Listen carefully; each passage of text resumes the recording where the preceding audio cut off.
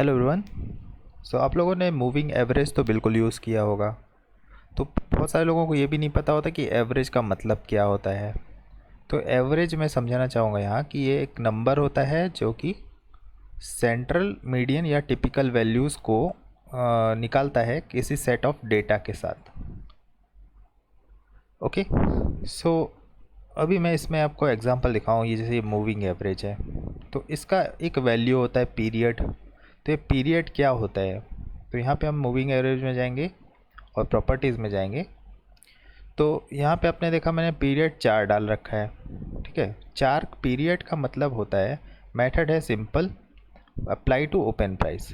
तो इस 4 का मतलब ये है कि ये जैसे लेटेस्ट कैंडल है तो ये एक, इसको हम अगर एक माने तो 1 2 3 4, ये जो 4 कैंडल हैं तो इन 4 कैंडल के हाई और 4 कैंडल के लो पे मैंने एक बॉक्स बना रखा है और इसके बीच का जो ये पॉइंट आप देख रहे हो यहाँ पे एक लाइन डाल रखी है।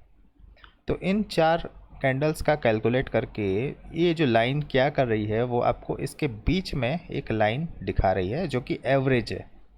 तो मूविंग का मतलब हो गया प्राइस का मूवमेंट और एवरेज का मतलब कि इनका half. Okay, high plus low divided by 2 जो भी है ये, तो इन दोनों का हाफ ये आपको मूविंग एवरेज दिखा रहा है। तो इसी तरीके से आप जो मूविंग एवरेज अगर इसको 50 कर दिया तो ये क्या होता है कि ये लास्ट की 50 कैंडल है उनका एवरेज निकालता है।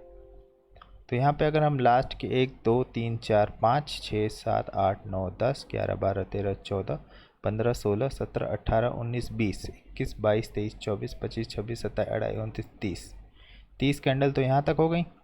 31 32 33 34 35 36 37 38 39 40 41 42 43 44 45 46 47 48 49 50 ये वाली जो कैंडल है। ठीक है, तो यहाँ पे मैं एक लाइन डाल देता हूँ।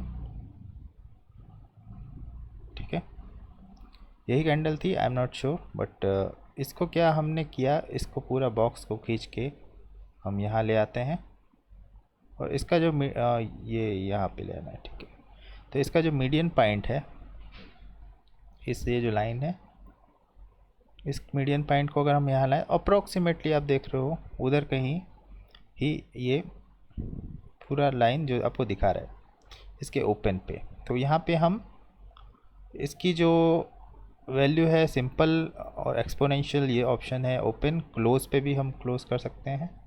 ये कुछ सेटिंग दी रखी है कि ये किस फैक्टर पे अप्लाई हो, ओपन पे हो क्लोज पे हो। ओके, हाई एंड लो, इस हिसाब से हाई पे करेंगे तो आप थोड़ा और ऊपर जाएगा, लो पे जाएंगे तो और थोड़ा ये नीचे आएगा। तो इस हिसाब से ये जो पूरी कैंडल्स हैं इनका जो एवरेज, मूविंग एवरेज इसी हिसाब से निकलता है। तो इस मूविंग एवरेज में जो वैल्यू होती है कौन सी अच्छी होती है, अब बहुत सारे लोग अलग अलग टाइप की वैल्यू यूज़ करते हैं। तो मैं जब इसमें मूविंग एवरेज को यूज़ करता था तो मैं 50 की वैल्यू ही रखता था, क्योंकि कम से कम 50 कैंडलों का डेटा ही एक अच्छा ट्रेंड बता सकता है कि ट्रेंड रियली में एकदम बुलिश है या बीरिश है। और दूसरी बात, ये जो 50 का डेटा मैं लेता था उसको मैं हायर टाइम फ्रेम में नहीं यूज़ कर सकता। फॉर एग्जांपल H1, तो H1 पे अगर हम जाएंगे तो क्या है, पिछले 50 घंटों की कैंडल जो बहुत ही बड़ा हो जाएगा, जो हमारे इंट्राडे के लिए यूज़फुल नहीं होगा। बट 1 मिनट चार्ट में अगर आप मूविंग एवरेज 50 का यूज़ करोगे तो एक कुछ सेंस बनता है इसका। तो इस हिसाब से हम एक मतलब इंट्राडे के लिए टाइम फ्रेम ट्रेंड निकाल सकते हैं कि अभी पिछले 50 कैंडलों में क्या हुआ था और उस हिसाब से आगे का फॉरवर्ड कैलकुलेशन कर सकते हैं ट्रेंड के एनालिसिस में। सो ये था पूरा लॉजिक मूविंग एवरेज के ऊपर। आई होप आप लोगों को समझ में आया होगा। Thanks for watching.